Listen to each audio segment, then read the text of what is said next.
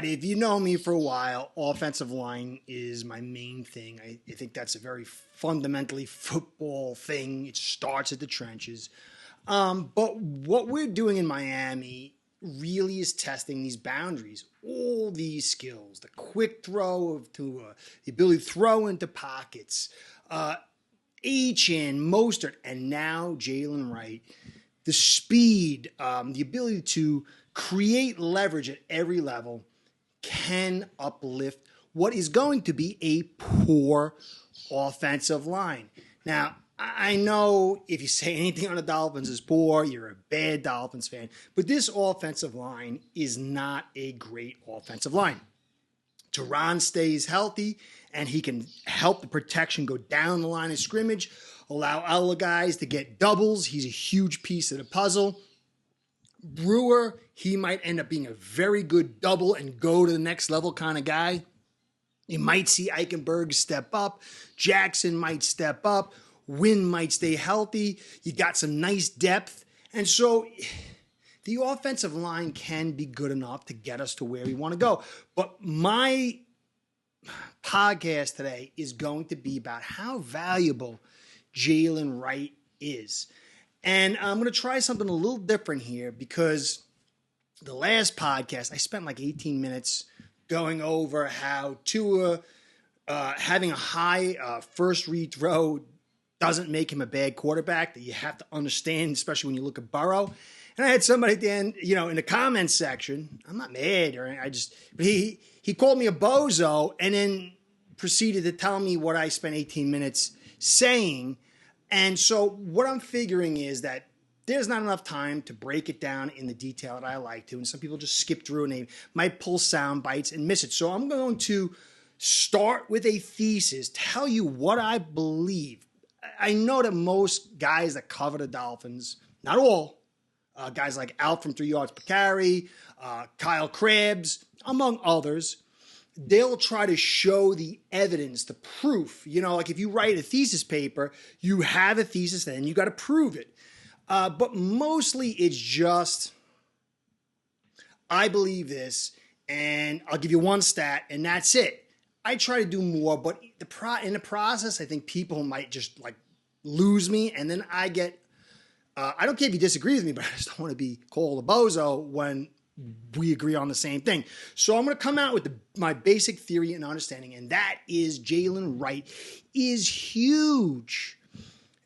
We had 9-3 record and then proceeded to collapse. There's many, many reasons for that. But one of the reasons is our inability to run the football.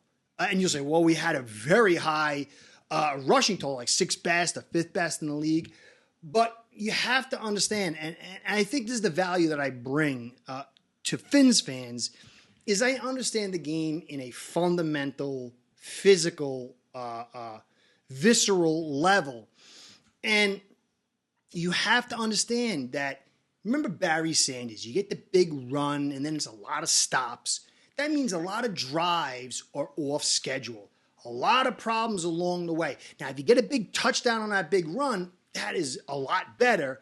But if you get a big 60-yard run and then you have 9 carries that equal 15 yards, you have 75 yards on 10 carries, 7.5 yards per carry. And it sounds great, but it's not, because that quarterback, that offense was off schedule because you averaged under 2 yards a carry on your remaining carries. There were negative plays in there, maybe an 8-yard run, but a bunch of 2s, a couple of -5s.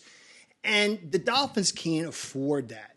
And so I'm going to go over my basic theory. And again, that's Jaylen Wright is a huge, huge piece of the puzzle. I'm going to get into the late collapse. And then I'm going to get into the predictability. The fact that we have a limited menu, what does that really mean, guys? It puts a lot of pressure on McDaniel, puts a lot of pressure on this offense, and a lot of pressure on Tua when you're predictable. So I'm going to cover that in more detail. And then Mostert and Achane analytics and stats to show you what these guys have done to uplift this offensive line. And when you insert Jaylen Wright, I'm going to finish with Jaylen Wright and his young body, his one-cut big body to get inside and do what we like to do, outside zone and draw. And if we can just uplift this thing a little bit, take some of the burden off these other two backs with some other guys maybe in there, you could see a late season push to be good or even better rather than a late season collapse, because there's so many things that go into it. Remember, injuries, we had loads of injuries, but it's a season-long process. When you run the football and you're chewing up time of possession and you got a high number of offensive snaps, the game, it's always going to be 60 minutes, but it moves quicker. There's less plays within that 60 minutes. And then the bodies of the players, in a cumulative effect, can end up playing one less game by the end of the season if you control time of possession. And so running early, having success, being ahead. Guys, when a team is ahead, the other side's playing hard, but there's an intensity taken off when you're down 20 points with 5 minutes to go. There's just a reality. And that means less hits on the bodies. And over the course of the season, it can create a fresher team that can win some key games and get some home field advantage. Now, we had a late season collapse, and a lot of that had to do with injuries. And I just spoke about that. But the inside run game is another thing that hurt us. I'm going to show you some statistics. It's mind-blowing. When you run inside, safeties creep up, linebackers creep up, and then it opens the peripheral. Right now, as the season went on, teams rushed us less. Sometimes on critical downs, they blitzed us, fiercely. But for the most part, they rushed 4, they dropped 7, they played the wides and the deep, and we couldn't break that inside with 4 guys going against our 5, 6, or even sometimes 7 in the run game. I've spoken on it many times.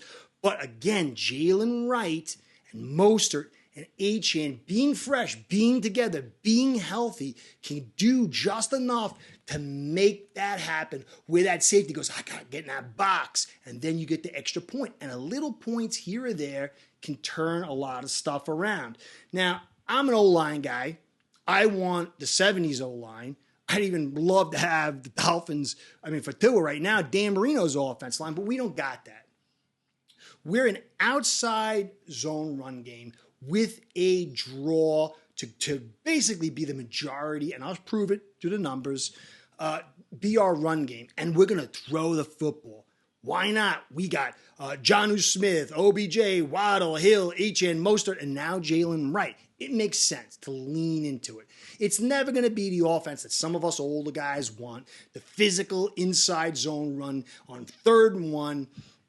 But if we can get just a little bit, it's going to go a long way. So Jaylen Wright, if you've watched him, I talked to some people, and they kind of viewed him a little bit like Achane because he runs a 4.38. But you have to understand, just because he's fast doesn't mean his best assets to edge. I'm going to show you, if you go look at any of his top highlight plays, you'll see it's draw, draw, draw, draw. And that's what we love to do. He's a one-cut big guy who can make guys miss and break some tackles, and it's kind of like Mostert. Now, Mostert's old and he's experienced, but the experience and the physicality gets paired with that old, and by the end of the season, he's burnt out. So Jaylen Wright is going to help us in a ton of ways. And so this is the overall thesis. When you look last year, you'll see this offensive line was helped a ton by the running backs. I'm going to show you what the offensive run game really looked like and tie it right back into Jaylen Wright. He's a big piece. I'm not saying he's going to, but when you look at his prototype, you look at his skill set, you look at what we like to do, the leverage we create, it really does offer hope. And the last part, because maybe some people won't listen to the deep dive that I'm going to take on some of these things. Remember, the draw. How many draws did we run? Now, draws take into effect that they think it's a pass. They rush and get upfield, and then the running back gets the football, and guys get too deep, and then inside run happens through that draw because they're thinking it's pass rush and they get past the running back. And that helps guys like Eichenberg who can't drive block, Brewer who can't drive block, Jackson who can't drive block, and Wynn who can't drive block. It actually suits the skill set of these offensive linemen. And so it uplifts what they can do. They are fast. They can move. They can shield. They can let guys through and then do this, and then the running backs behind him. And so this all plays together to help McDaniel out. And even with what happened last year, it was just a little. So that's it, guys. Let me see. I want to say something. So I know it's so funny. I got my Conan statue. It's not here. And some people are like, where's Conan? I can't find him. He's in some box someplace. I moved and I can't find him. But I got a surprise. I've been so sick, man. I don't know what it is. It's like 10 days of this stomach thing. I think I'm getting out of it. But I got a surprise for you guys. One guy asked me to unbox on the channel, but it's not going to happen. My wife refused after the price. She saw I was sick, and I just did one of those like desperation, like emotional buys. But man, it's unbelievable. New Conan and old Conan when I find him will be back. So anyway, guys, I thought that was really funny. So anyway, I appreciate all you do. The only way I get to do this, my sponsors keep me, is by the likes, subscribes, the views, the comments, all that stuff to keep the algorithm gods happy. So I want to give you a shout out for all you do and a shout out to Ace Bread because without the two of you, this show ain't going down. Ace Per Head's betting software is the premier white label platform for bookies to manage their players and grow their sportsbook operation. Click the link in the description below to get set up in minutes. Ask for the Curtis promo and get a special introductory discount. I showed you this a couple of weeks ago, and you can see by the trend line here in this graphic, our running game just went high to low. And it's at the end of the season where the run game is critical. We had some pop runs, but it wasn't enough to get us that time of possession, to keep those drives alive, to really threaten the defenses. And then when it got bad weather, our outside zone became a hindrance. If you've ever been a football player or even just anywhere, you don't want to spend too much time going lateral in bad weather. The more you go lateral, especially against good defenses, allows these good defenses and fast defenses to track you down. We got Waddle and Hill and all the guys that were there. They're not great wide receiving, blocking wide receivers. And so there's a tendency to get some really nice pop runs with Mostert, especially Achane. But in the bad weather, it just really was a hindrance. In bad weather, you want to get upfield and really attack the line of scrimmage vertically and not horizontally. And so this was a product somewhat of injuries, somewhat of bad weather coming, somewhat of good defenses, really be able to handle it. So that's the first thing I want you to look at. And the second one here is, look, this is our menu. We run right end, we run center 79 and 75 left and almost like perfectly. And then the rest of the stuff is like nobody'sville. So we love to run to the edge and then run that inside draw.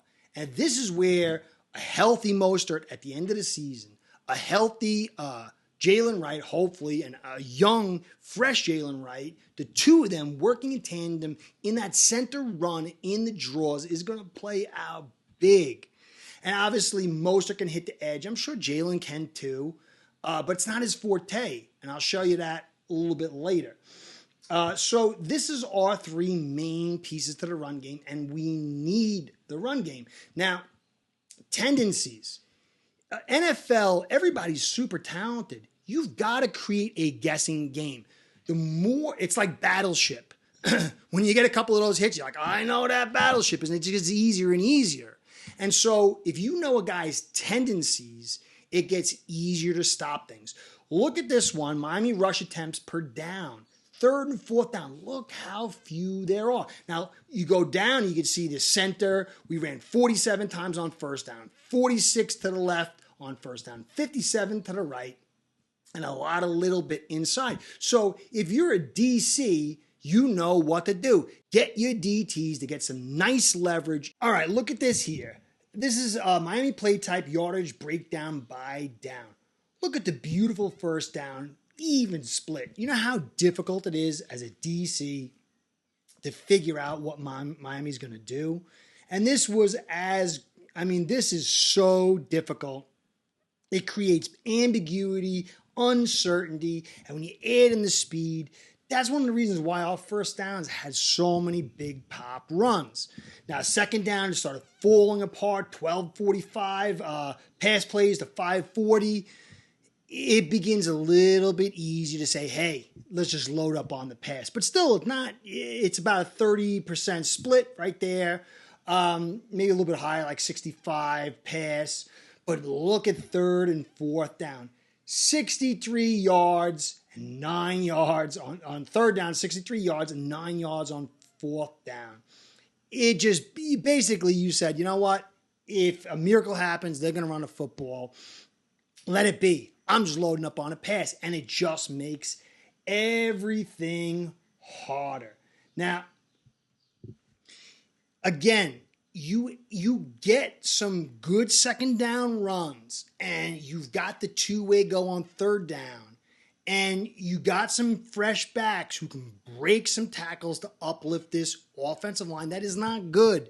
People say, I'm sorry, Eichenberg. I'm sorry, Jackson. I'm sorry when it's not reality. But all these skills don't need a ton. That's the theory, and we've seen it play out, not necessarily against the good teams, but if you got the depth on that offensive line, you got some backs doing the work, then you can see something special and maybe the breakthrough that we've been looking for. Now, I'm going to go over Mostert and Achane, their stats list, and you're going to see how much they help this offensive line out. And I've gone over that when a running back he gets hit at a certain part of the line of scrimmage, whether it's before or a little bit after, he's getting hit by bigger guys. But the farther he gets from the line of scrimmage, the smaller the guys, the more guys that are like him, and it takes less tax. It taxes the body less. But these two backs did unbelievable stuff. But there was some negatives here too, not on them, just in the concepts of the way we do things and how predictable we are. It really didn't set these guys up. So, eat in the box. That means they're saying, hey, we're going to stop this run attack and we're going to focus on these running backs. Miami Dolphins were 13th least at 14.35 with Mostert, 6th least at 11.65 for Achane. And so they just said, look, you're going to run the football on first down. You get your pop run. You're not going to run really too much on second. You're not going to run it all on third. Let's just stop the pass. And it's why we had a negative plays with screens and outside runs. And sometimes things didn't go the way we want against these good teams because they just said, look, stop the pass. We don't fear your run game, really. Now, behind the line of scrimmage, the longer you're behind the line of scrimmage, the NFL moves fast. It's not good for your run game. We were 9th longest, and it was a tie, Mostert and Achane at 2.93. Now, some of that is because we like to run outside, and the farther you go outside means the longer behind the line of scrimmage. But overall, it just meant there was more time for these defenses to key in and stretch things out and then kind of shut it down. But to Mostert and Achane's credit, rush yards over expectancy. That means doing better than expected. Mostert was 8th best at 0.61 and Achane unbelievable number 1 at 2.87. These guys did a lot of work, but there was a price to be paid. The more broken tackles, the more physicality you need to get those yards, the more tread you're taking off the tire within that drive, within that game, within that season, and within your career. Yards before contact, Mostert had 2.6, Achane 4.7, but that's because Achane ran outside a lot. But the inside runs, we couldn't really block inside, and so Mostert had had half of almost just about what Achane had to work with as far as just getting started. But yards after contact, Mostert put in an amazing 2.2 yards after contact, and Achane 3.1. These guys paid the price. They sacrificed their body to uplift this blocking. But now you add in Jaylen Wright and maybe another guy, take some of that beatings off these guys' plate, And then you're going to see fresher backs, and fresh backs do big things. And then they're available late. Broken tackles, 16 by Mostert, 13 by Achane. So these backs, they played a huge part in what we were able to do because they fought like hell. And that offers a lot of respect. Jaylen Wright, I'm going to show this thing here. You can see, and I'm not going to go really dig into detail, but if you're just watching casually, you'll see it's a lot of draws. It's a lot of one cut and movement, which is good. It's fine. That's being a veteran back. You know, the guys that spend so much time dancing in the backfield, they're the ones not seeing action. You've got to learn to take what you can. You get upfield, you make your one cut, you get physical, you get what you can. And so what I'm seeing from Jaylen Wright is a guy that's perfect for what we like to do with the inside draw and a little bit on the edge, take some of the plate off Mostert, and just be a mature back and be able to work in a draw system where, you know, your offensive line isn't the greatest of try blockers. And so here it fits into the bill. And this kid's physical. He works well one-on-one in short area space. He's got the strength. He's got the speed. And so this does give hope. I'm not saying it's 100%, but it does give hope. Mostert is such a critical piece. But just imagine if he was the Mostert week 1 through 6 in, you know, week 11 through 18, how big that would have been. And so I think this kid, I didn't like the big trade to go up and get him. Not necessarily him, but I don't like wasting ammo or overspending. But in this case, Greer and McDaniel said, hey, we're not a physical inside run team. We don't want to be. We got the skills. We're going to work the edge. But if we could just dial it up a little bit more, it's going to get us to where we got to go. Because just a little bit of that 8-box look, and then you're putting more, maybe 7, 10 more points a game, and that could be 2 or 3 more victories. It could be home field advantage, and you could get to where you want to go. But this offensive line is not going to be a stud. These backs have to lift it up in a lot of ways. And Wright is also noted as a good pass protector, which is huge because if he can sit in the backfield and pass protect pretty good for a rookie, that means they don't know what he's going to do. They don't know what the play is going to be. They know if you're a crappy pass blocker, then you're going out for a route. And that makes it easier, again, with the predictability. So to me, Jaylen Wright does offer a ton. It offers a ton of hope for us to get that time possession, keep our guys fresh in the backfield, but for the entire team, be physical inside, maybe get a couple extra wins and get home field advantage. Nothing is certain, but I like this kid's play. Fits perfectly for what we do. It does add an element of physicality that we need. Mostert adds it, but you can't ask too much of physicality from a 32-year-old running back. So this is great news, guys. I hope you enjoyed. I try to do this, you know, basic upfront stuff and then detailed stuff after that. Again, I appreciate all you do. Love to cover this team. I think it's going to come down to the offensive line again. But when you got a good stable of backs and all this skill talent, the difference between what they need to do to win that few critical moments kind of shrinks. And maybe it will be enough. We will be a very potent team. We need to be that potent team at the end. And the inside run game and Jaylen Wright, I think, can give us a great opportunity to finally get over the hump. Curtis saying, be well, go Fins. Curtis out. Start building your own online sportsbook today by getting signed up with aceperhead.com service that'll allow you to book action on sports from all around the world.